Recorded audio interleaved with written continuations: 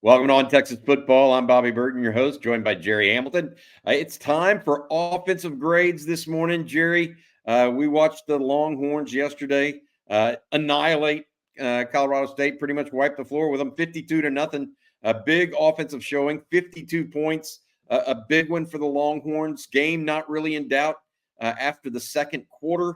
But we need to dish out some grades. We're going to be hard in some areas and easy in others, and just talk about it from that perspective. But anytime you put up 545 yards of offense, score 52 points, 26 first downs, it's a pretty good overall performance for the Longhorns.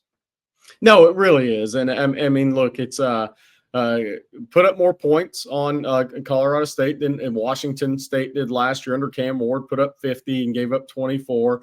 I think Colorado had 43 or 45 against them last year, Power 5 opponent. So I know it's not always apples to apples comparisons, but Texas did what they needed to do. And they played, after the first quarter, played a really clean game offensively. That's a good way to put it. Other than outside of the snap mishandled by Hayden Connor, snapping it into Juan Davis, I thought they played excessively clean from the second quarter on. No matter who the quarterback was, etc. We'll come back to that and give them their overall offensive grade later. Let's start with Quinn Ewers, though, in the quarterback spot, Gerry.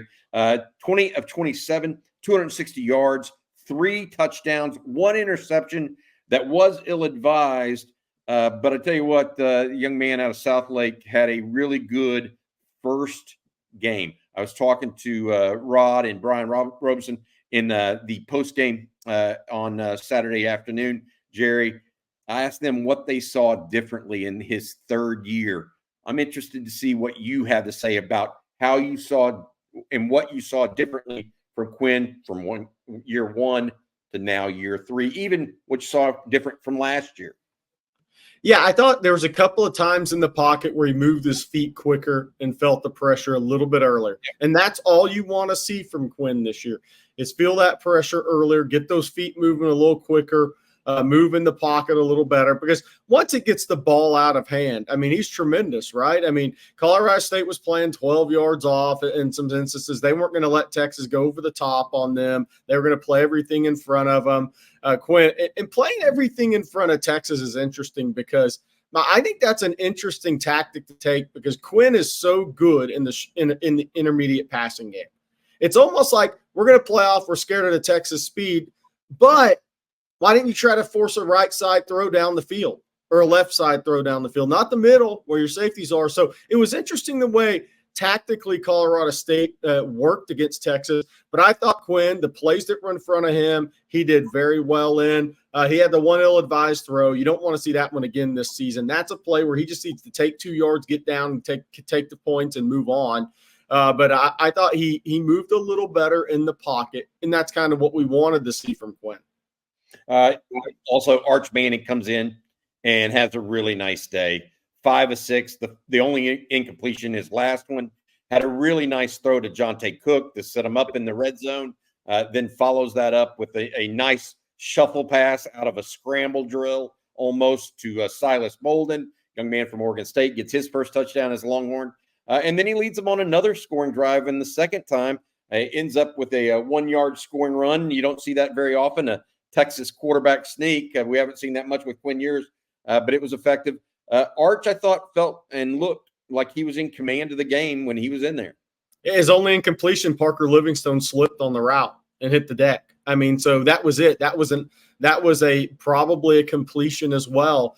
Boy, he looked good in the RPO game now. I mean, and obviously when you throw it to Ryan Wingo and he gets going on the open field, you're going to look good after a completion. But, yeah, I'll go ahead and throw my grade out. Overall, both quarterbacks combined, I'm going to go A-. A- or A, you could argue either way. Quinn also had 3 passes dropped. Yes. I mean, and I know Isaiah Bond, that would have been a tough catch. Jaydon Blue, the one down the field, maybe a tough catch. But anytime receivers get both hands on the football, that's a drop. I don't care if you have to adjust your body in the air to the football. I mean, a lot of guys come down with that pass. So And the one in the bottom was probably most difficult because it was a really good throw between 3 defenders, by the way. But it's one where if Bond has to leave his feet, you're in the danger zone. I'll give it A-, because the interception was probably an ill-advised play. So I'm going to go A- because we got a great heart. We're grading these guys on Quinn as a top 15 potential pick, right, Bobby? I think it's part of it is I'm with you on A-. And to your point, I think it's part of it is expectation level. 100%. Yeah, I mean, if we were talking about Quinn Ewers 2 years ago, we'd probably be saying A to A+ on this game. A+. Yeah, exactly. And so, but overall, Texas quarterbacks 25 of 33 for 355 yards, 4 touchdowns, 1 interception, 14 yards per completion is healthy, especially when teams are playing you deep. 7.4 yards per play overall for the offense. Let's go to running backs. We said A- for quarterbacks. Running backs. Again, expectation level plays into this. I went with a B+. Same thing I did because of the drop passes. I'll tell you why. Jaydon Blue and Trey Wisner do look the part. They're going to play that piece of this. Jarrett Gibson is that guy as far as moving the chains, though. Yeah.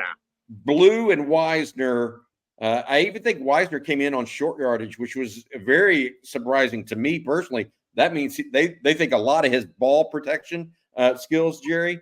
And then Jarrett Gibson comes along. That all in total, I think Gibson 10 for 67, Blue 11 for 57, Wisner 5 of 22. One of the reasons why I kind of dinged him a little bit, those 2 drops you mentioned by Jaydon Blue out of the backfield, but still productive, 37 yards receiving. So we had 94 total offensive yards. It was a good one. I don't know that it was an A or even an A-, though, overall. Again, expectation levels may be a little higher. What are your thoughts on how the running backs play?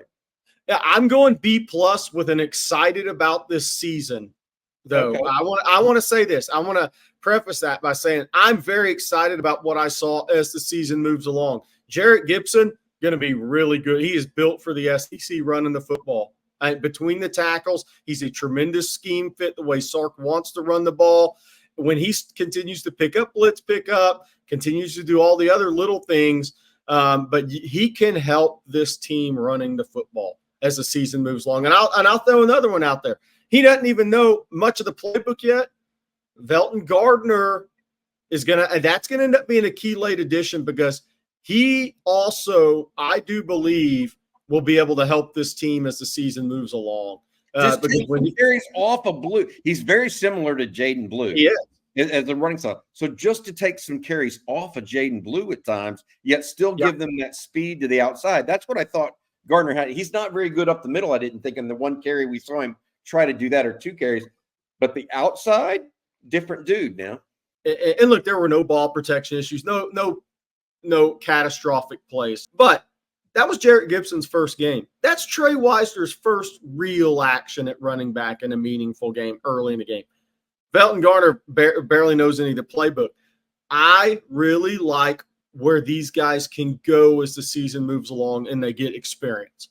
That's my big takeaway is we know what Jaydon Blue is. Now you've seen a little bit more what Trey Wisner can be, and then you see what Jarrett Gibson can be. And as these guys continue to grow, I think Texas has a pretty solid room there. No turnovers of that group, which was something we were looking for after that Washington performance, where not only did Cedric Baxter fumble, but also Jaydon Blue. All right, before we go to the wide receiver room, I want to say thank you to our newest sponsor. Get in the game. Football season is here. Underdog Fantasy is the best place to play fantasy sports. How does it work? It's simple. Just download the Underdog app or go online, and it takes almost no time. Play their pick'em game. I can make picks and submit an entry in 60 seconds or less. I can take all the time I want and dig even deeper, making up to 8 picks in a single entry. Underdog adds a ton of excitement to the sports viewing experience, especially for football, which is why I personally love it. And the best part is you can watch your progress update in real time. Underdog is hooking us up for the start of football season. If you're an On Texas Football listener, go to underdogfantasy.com, use promo code on Texas for a first deposit offer up to $1,000 in bonus cash plus a free pick. They also have an additional site-wide Travis Kelce free pick. This is a gimme that you'll be able to take advantage of up until NFL kickoff next week. Again, underdogfantasy.com. Use promo code ONTexas right now for a first deposit offer up to $1,000 and 2 free picks if you count the Travis Kelce free pick. That's Underdog Fantasy, our choice and the choice for daily fantasy. All right, wide receivers, Jerry. Man, we thought going into this season, man, where is Sark going to find the ball for all of these different guys? How's he going to get everybody involved? And I'm looking at the list right now. 5 catches, Isaiah Bond. 4 for Ryan Wingo. 3, Jonte Cook. 3, Matthew Golden. 1, Silas Bolden. He kind of got it. He kind of spread it around. He did more than maybe I expected on Saturday. Bond, the leading receiver with 5 catches, 1 touchdown. Golden had 2 nice catches in the red zone for touchdowns. And then Wingo led all receivers in receiving yardage with 70 yards. That one in the fourth quarter, fantastic. Looked like Roy Williams. Yeah, he looked like Roy Williams or whoever you want to say. I've told you, man, that guy is just a really good player, Jerry. And then Jonte Cook, I thought, had a solid day as well. Yeah. Yeah, I walked away really excited about the receivers, really excited because, again, it's like running backs, but a little different because guys have more experience. But Jonte Cook is the only wide receiver that even had caught a pass as a receiver at Texas. I don't think DeAndre Moore caught one last year, unless I'm mistaken. He's the only guy of those 6 that had caught a pass as a Texas Longhorn, had played in the offense really in games. And it wasn't much. This was a green unit in Sark's scheme. Where are they going to be by midseason? That was my takeaway, Bobby. How good is this group going to be even before midseason by the Mississippi State game? But when SEC play starts, if I was teams on the schedule, I'd be looking at that and saying, oof, Sark's got some real dudes. Like Silas Bolden, he hadn't even, he didn't want in the action as much as I thought he was. And he's going to be as the season moves along. Wingo will just keep pushing.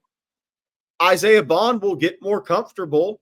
I mean, this receiver core has got a chance to rock and roll this season, man. They can hurt you from just about everywhere. Yeah. That's the reality of it. And the numbers prove it. I will say this. I'd add this to you, Jerry, and say this. As it relates to what we're talking about here. No drops on Saturday. Bond. Bond had that one that was a tough catch. But I would add this part. Maybe I should grade Quinn Ewers higher than what we gave him because he developed enough of a rapport with those guys. I gave the wide receivers an A-. I think I could have easily given them an A. But they didn't make the big play, but they made the routine play, which I think is huge for Texas. I think the other thing to do. The other thing to me is there were no blown routes where Quinn actually delivered the ball where it turned out to be an interception because the guy ran the wrong way, cut the route off, right? Didn't read the play right, and Quinn was thinking one thing and the receiver was thinking the other, and ends up being an easy interception. So that's a pretty good showing by quarterback, QB1, and the wide receiver core, first game playing together, truly. Tight end. Let's talk about those guys. 4 catches between them, 2 for Gunnar Helm, 42 yards on that. 1 for Amari Niblack, 1 for Juan Davis. Juan Davis on Saturday was involved in the game plan from the start. We had talked about that, and a lot of people said, maybe not. Well, definitely involved from the get-go. Niblack was less involved than maybe we anticipated. Perhaps he has a coming out party against Michigan or later this year. I'll tell you what, Gunnar Helm looked pretty good to me, Jerry, on that one reception with some nifty feet in the open field, eluded a tackler and kept on running. He looked pretty darn good. The tight ends as a whole, I think they've got some functional pieces to the puzzle. More than maybe most people would say. I do worry still a little bit about inline blocking and how that plays a role in the Texas run game, because I did not see a dominant run game, even with 5 returning offensive line starters or 4 returning offensive line start. We'll really be able to grade the tight ends in the run game next week because Michigan's Josiah Stewart's a bad mofo coming off the edge. And Michigan's got a couple of them, right? So we're going to get a true grade on them in the run game where they're at next week. But again, I look at tight end. I'm a broken record, like running back and like wide receiver. Amari Niblack hadn't even really become a fixture yet. And you know he will be more as the season moves along. Juan Davis, first true meaningful game action. So, look, that's what makes Texas a really, really dangerous football team is the last year going into the Alabama game and going into the season, Sanders' third year in the system, Whittington, Worthy, and then Mitchell comes in from with 2 national championship rings. That was a super experienced offensive skill group. This year in Sark's system, it's not, except for Gunnar Helm. Let's see how much this group improves. Again, I'm going A for tight ends. I thought they did their job well. Obviously, from a blocking standpoint, we're going to grade them against Michigan more so. But I just love where this offense is going to go because they had 52 points. They put up 546 yards, and they aren't even close to where they're going to be by week 5 and 6 and beyond. I went with a B+ for the tight ends because of the run game. I do think they have to be more successful and help more in that. So I went with a B+ on the perimeter. Gunnar Helm made good blocks on the perimeter, but to your point, inside the tackle boxes. Yeah, tough sledding in there, and Texas should have been able to move the ball a little bit better against them on Saturday. All right, offensive line. This is a one that I think we could sit here and nitpick to death. And the reason I say that is the false starts by Jake Majors, I think it was, and maybe one by Hayden Conner, or the flubbed snap from Hayden Conner when he went in for Jake Majors. DJ Campbell didn't look all that great. Cole Hudson came in and played at both right guard and left guard during early in the game. Cam Williams, I thought, looked terrific, Jerry, in his first full game action other than Kansas State a year ago. And Kelvin Banks looked like Kelvin Banks. But still, the Longhorns gave up 1 sack. Other than that, they kept the pocket pretty clean overall. What would you give them as a grade for their performance on Saturday? First team offensive line, game in the balance, or until they started really substituting beyond the first 6, I'll go B. I think, look, Colorado State does not have a good defensive front. If we start ranking the defensive front on the Texas schedule, they may be 10th or 11th. So they did not go up against the defensive fronts they're going to see the rest of the season, save UL Monroe. So to not be able to get the push early in the run game, is that potentially going to be an issue down the line? We'll see. They haven't been tested from a pass rush standpoint. That's coming next week when that 0 Josiah Stewart's blazing off the edge. So they haven't really been tested by Colorado State. So because of the pre-snaps, couple of blown assignments early, Quinn had too much pressure on him against Colorado State early in the game. I'm going to go with a solid B. But I think as a whole, I really liked what I saw from Brandon Baker. He's got a bright future when he came into the game. I think Cole Hudson, healthy, is a big difference for Texas. So I'm looking at it from earlier in the game versus the entire game. The first 6 guys, first 2 quarters of the game, I'm going to go solid B. I move it to B+ with the whole sum of the parts for the entire game. Yeah, they had some young guys get their first extensive action. Trevor Gooseby, you mentioned Brandon Baker was in there. Nato was in there quite a bit as well. Connor Robertson played a lot at center in the fourth quarter as well. You know what? Because of the expectations being so high, I gave the unit a B. Yeah. Because I don't think they really moved Colorado State off the ball very often. No. Sark did it a little bit with smoke and mirrors, I thought, in the run game. He was successful, but that's where I went with a B. Hey, by the way, Bobby, can I add something? Yeah. I know Jake Majors had the pre-snap penalty, but I want to give him an A+ for effort. Whenever a center's pulling and is asked to try to block in space on a second level, A+ for effort for Jake Majors today. Yeah. He played perfect. He had the pre-snap penalty, but man, whenever you're asking a center to pull and he's having to make key blocks, yeah, that takes a hell of an effort. All right, let's talk about let's grade the offense overall. We had a lot of discussion this offseason, Jerry, about one big thing: scoring better in the red zone. What if I told you on Saturday that the Longhorns were 7 of 7 on touchdowns in the red zone? That's the start Texas wanted on offense overall. They gained 545 yards. I mentioned that earlier. 26 first downs. They got, 12 different players to football at one point or another in a football game? Maybe 13. Oh, holy cow. My thinking here is about the only thing I wish I could have seen a little bit better is third down performance. They were 6 of 12 on Saturday. But, I mean, that is nitpicking. When you talk about overall performance, you put 52 points up on the board, Jerry. And Colorado State, you can say what you want. They may have given up a bunch to some other teams. Texas did what they were supposed to do on offense.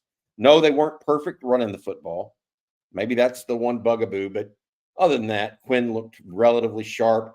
Arch looked sharp. The running game did get going on outside runs. And those receivers were turning guys around. And when I say receivers, I'm not just talking about wide receivers. Jaydon Blue, Trey Weiser, they turned some guys too, and had 4 catches between them as well. I thought overall the offense deserves an A. This is where a situation where I think the sum of the parts actually exceeded the individual effort, and maybe that's a little bit of what Sark was talking about, in the preseason. Where, hey, we got to get to a point where we're holding each other to a standard and everybody is dragging everybody else along. Personally, I went with an A overall. I just thought the offense itself, when you only punt once, I don't care if you're playing Little Sister of the Poor. That's pretty good. Yeah. So I'm going to go A- because I'm going to go off of what the Sark grading scale may be. But let's see, if we were doing this for Oregon right now, they'd be getting a C- to sell. So Texas played really well, but we're looking at a standard here of where Texas football program is and where they want to be. That's the key. So look, they had the pre-snaps early. They didn't create maybe the running lanes early, had too many blown assignments. Had Jaydon Blue had a couple of drops. Isaiah Bondaball, you'd like to see him come down with, right? So I can't give them a perfect grade. I can't even go A+, but I will say this. I'm not being too hard on Texas. I do think they're going to get A+ grades on offense this season because I think that's where this offense is going to go. But it's a young offense in the skill position and at running back and with Niblack at tight end because they just haven't played in this scheme. So maybe I'm being a little hard on them, but like I said, I'm going A-. But Oregon would be getting a D right now, to be clear. Yeah, I keep going down the more I think about Oregon right now. Yeah, well, so be it.